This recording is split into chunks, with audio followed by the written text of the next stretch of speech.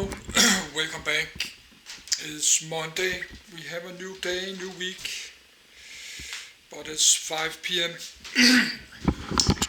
I've already made a lot of video, but I've spent this camcorder on this, so we have a lot of power on this old JVC camcorder. So let's this old camcorder. It takes 24 hours to charge it, so let's use some of the power. I'd like to read about the Boeing 737 Classic.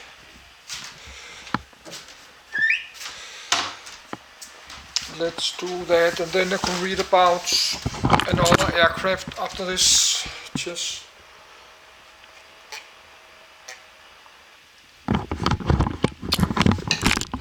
so let's do that.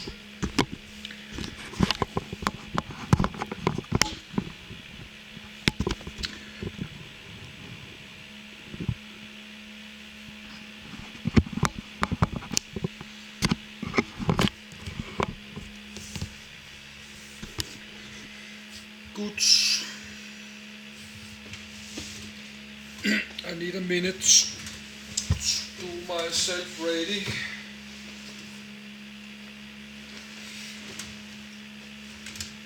And go to bed.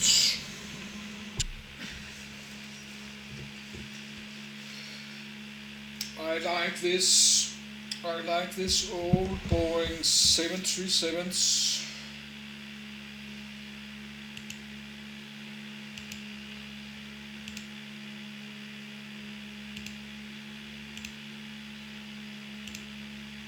Boeing 737 Classic. From Wikipedia, the free encyclopedia. Boeing 737 Classic 737-300/400/500 Classic Colors Southwest Airlines N648SW Boeing 737-3H4SJC.jpg. Stretched from the original series and re-engined with wider CFM56 turbofans.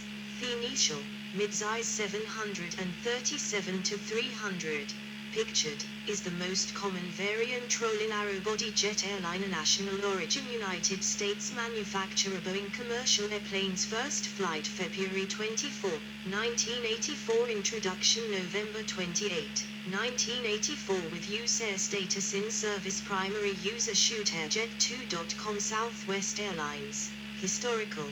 U.S. Airways. Historical. Produced 1981-2000. 1. Number built 1,988. 1. Developed from Boeing 737. Original developed into Boeing 737. Next generation. The Boeing 737 Classic is a series of narrow-body airliners produced by Boeing Commercial Airplanes. The second generation of the Boeing 737 series of aircraft. Development began in 1979 and the first variant, the 737-300, first flew in February 1984 and entered service that December. The stretched 737-400 first flew in February 1988 and entered service later that year. The shortest variant, the 737-500, first flew in June 1989 and entered service in 1990. Compared to the original series, the Classic series was re-engined with the CFM56, a high bypass turbofan, for better fuel economy and had upgraded avionics. With a 133,500 150,000 60.668.0 t tow, it has a range of 2,060 to 2,375 mi, 3,815 to 4,398 kilometers. At 102 feet, 31 m, The -500 is similar in length to the original 737-200 and can fly 110 to 132 passengers.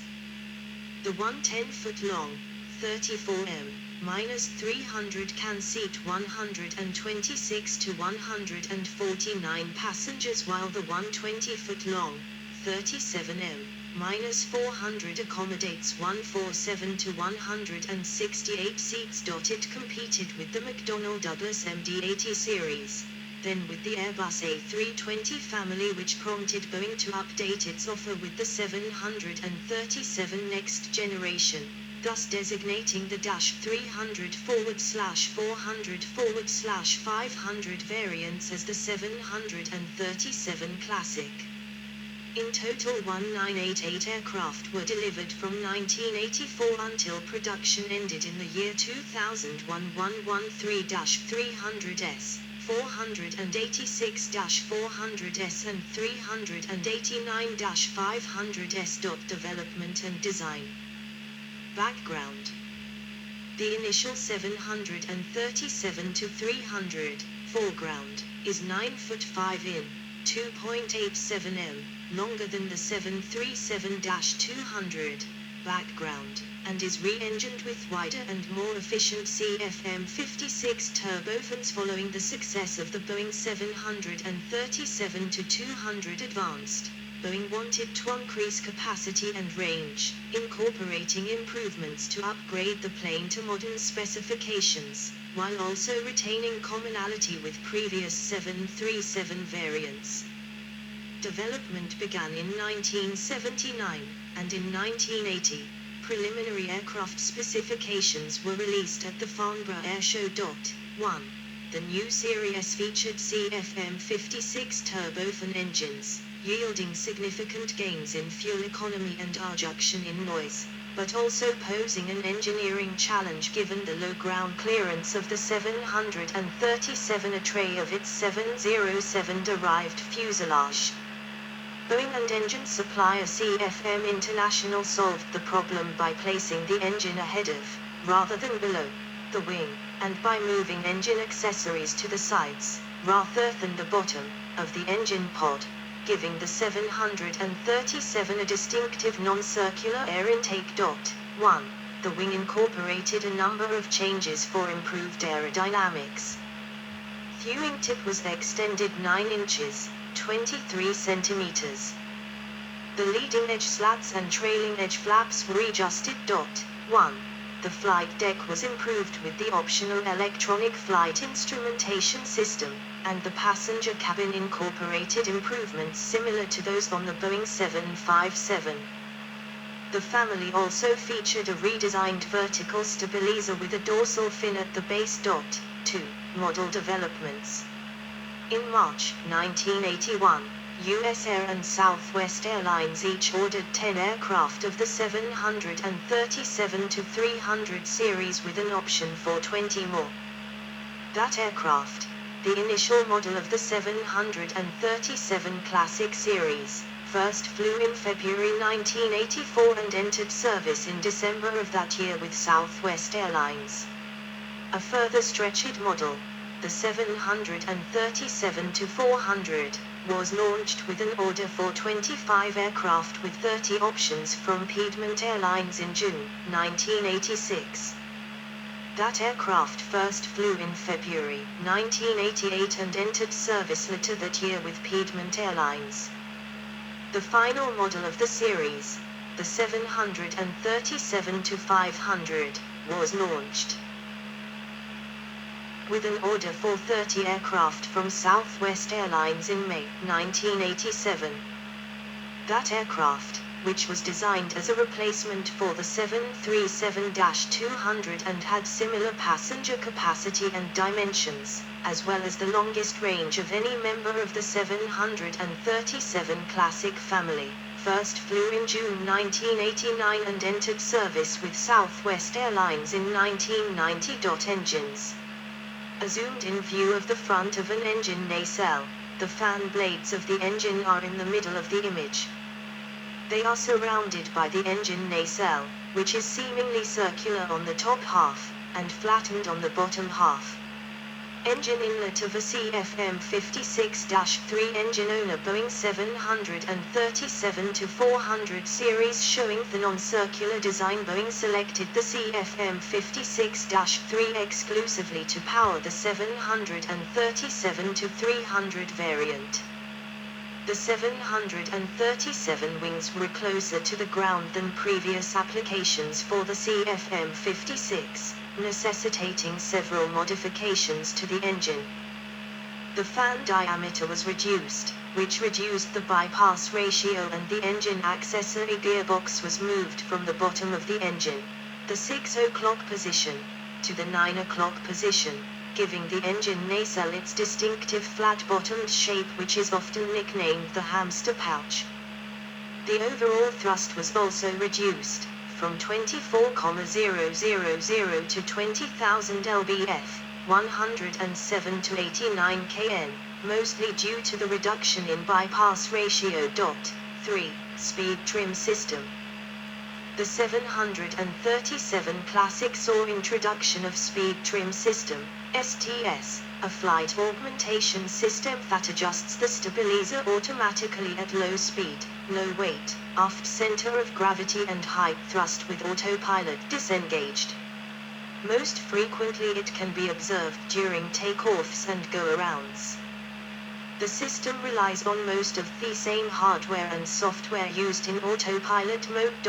4. 5. STS is not fail-safe in that it uses only one of each sensor types required for its functionality and a single computer. Such a single-channel design is not common for augmentation systems that have full control of stabilizer. This design was considered acceptable because of the ability for the aft and forward column cutout switches as well as center console cutout switches to constrain its malfunction. 6. The limited flight envelope protections on the 737 next generation series, as well as MACs on the 737 MAX, are later extensions of this system. Further developments. Throughout the 1980s, the 737 Classic series attracted large orders from airlines in the United States and Europe, with its order totals exceeding those of preceding 737 models. By far, the most successful model was the 737-300, with deliveries totaling 1,113 aircraft. The 737-400 and -500 reached 486 and 389 deliveries, respectively. Major operators included U.S. carriers, small national airlines, and charter carriers. By the 1990s, when regular Boeing customer United Airlines bought the Airbus A320, this prompted Boeing to update a slower, shorter-range 737 Classic -400 into the re-winged, updated, more efficient, longer 737-800. 7. Production of the 737 Classic continued alongside that of the next generation for a period of time. The first 737-700 was completed in December 1996.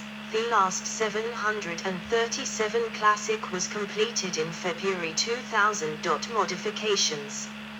6 former Southwest 737-300s are modified and operated for aerial firefighting by British Columbia-based Coulson Group, supported by a $3.4 million Canadian dollars, $2.6 million loan from the Canadian government. The converted 737 Fireliner can carry 4,000 US gal, 15 cubic meters, with a flow rate of 3,000 US gal, 11 cubic meters, /s, and retains 66 seats. The first was completed in 2018 and deployed to Australia. 8 variants. 737-300. US Air received the first 737-300, 109 feet 7 in /33.4 m long, on November 28, 1984 The prototype of the -300 rolled out of the Renton plant on the 17th of January, 1984, and first flew on February 24, 1984. 9. After it received its flight certification on the 14th of November, 1984, U.S. Air received the first aircraft on November 28. 1. It proved a very popular aircraft. Boeing received 252 orders in 1985, and over 1,000 throughout its production. 9. The 300 series remained in production until the last aircraft was delivered to Air New Zealand on the 17th of December, 1999. 10. Registration ZKNGJ. By then, 1,113 Boeing 737-300s had been produced over more than 15 years. In December 2008, Southwest Airlines selected Boeing to retrofit the 737-300 with a new CTAF instruments, hardware, and software, to improve commonality with the 737-700, as well as to support the required navigation performance initiative. But that order was later cancelled and the retrofits never took place. 11. The 737-300 can be retrofitted with aviation partners Boeing winglets. The 737-300 retrofitted with winglets is designated the -300 SP, Special Performance, first entered service in June 2003. Used passenger -300 aircraft have also been converted to freighter versions. The 737-300 has been replaced by the 737-700 in the Boeing 737 Next Generation Family. 737-400. Stretched by 10 feet, 3.05 m.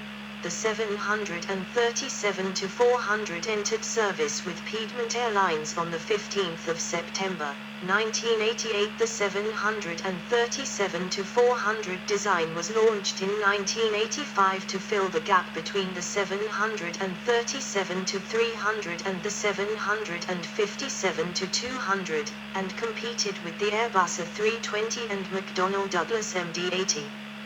It stretched the 737-300 another 10 feet, 3.05 m, to carry up to 188 passengers. 12. It included a tail bumper to prevent tail scrapes during takeoff, an early issue with the 757, and a strengthened wing spar.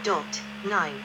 The prototype rolled out on the 26th of January, 1988, and flew for the first time on February 19, 1988. The aircraft entered service on the 15th of September, 1988, with launch customer Piedmont Airlines. 25 aircraft ordered. 1. The last two Boeing 737-400s, the last Boeing 737 Classics, were delivered to CSA. Czech Airlines on the 28th of February, 2000. 13. The 737-400 was replaced by the 737-800 in the Boeing 737 Next Generation Family. 737-400 SF. Alaska Airlines was the first airline to have a 737-400 converted to a freighter. The 737-400 SF, Special Freighter, was not a model delivered by Boeing, but a 737-400 converted to freighter. The Boeing 737-400 never included winglets as an option, just like the Boeing 737-600. Alaska Airlines was the first to convert one of their 400s from regular service to an aircraft with the ability to handle 10 pallets. 14. The airline has also converted 5 Marine to fixed combi aircraft for half passenger and freight. These 737-400 combi aircraft were retired in 2017 and replaced with 737-700Fs. 15. In November 2018, VX Capital launched an ABS secured on 35 737-400 freighters valued at $250 million, an average of $7.1 million